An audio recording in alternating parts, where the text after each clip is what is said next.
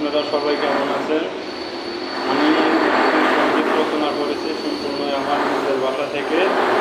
দয়া করে ভিডিওটা সবাই দেখবেন, আর যদি ভালো লাগে সবাই শেয়ার কমেন্ট করবেন এবং আমার চ্যানেলটি সাবস্ক্রাইব করে রাখবেন।